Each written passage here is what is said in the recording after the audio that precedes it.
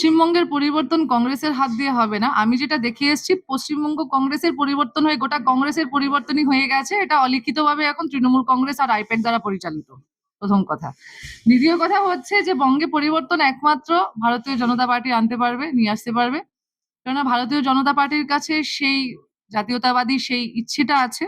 ভারতীয় জনতা পার্টির কাছে সেই সামাজিক দায়বদ্ধতা আছে। ভারতীয় জনতা পার্টির কাছে এটা একটা মুখ্য যে মহিলা এবং শিশু যারা তৃণমূলের দ্বারা প্রতিনিয়ত আক্রান্ত হচ্ছে, তাদেরকে কিভাবে প্রশাসনিকভাবে সুরক্ষা দেওয়া যায় সেটার সিস্টেমটাও ভারতীয় জনতা পার্টির জানা আছে। ভারতীয় জনতা পার্টি এবং শতাব্দী প্রাচীন একটি দল, জাতীয় কংগ্রেসের মতো শতাব্দী প্রাচীন একটি দল যখন এই এত বড় একটা সামিট হচ্ছে, এআই সামিট হচ্ছে, সেখানে অর্ধ উলঙ্গ হয়ে সেখানে চলে যাচ্ছে, গোটা বিশ্বের দরবারে ভারতের নাম খারাপ করছে। সুতরাং আপনারা বুঝে নিন যে কংগ্রেস বঙ্গকে পরিবর্তন করবে না, কংগ্রেস অ্যাকচুয়ালি নিজেরা পরিবর্তিত হয়ে গেছে, ইভলভ হয়ে গেছে তৃণমূল কংগ্রেসের মতন একটি নর্দমার পার্টির মেন্টালিটিতে। আমাদের রাজনৈতিকভাবে লড়াই তৃণমূলের বিরুদ্ধে, আমার দেশের রক্ষার লড়াই, আমার ধর্ম রক্ষার লড়াই।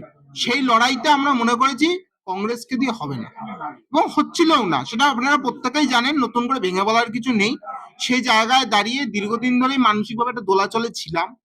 বিজেপির পক্ষ থেকেও যোগাযোগ ছিল, সবার সাথেই সুসম্পর্ক থাকে রাজনৈতিকভাবে।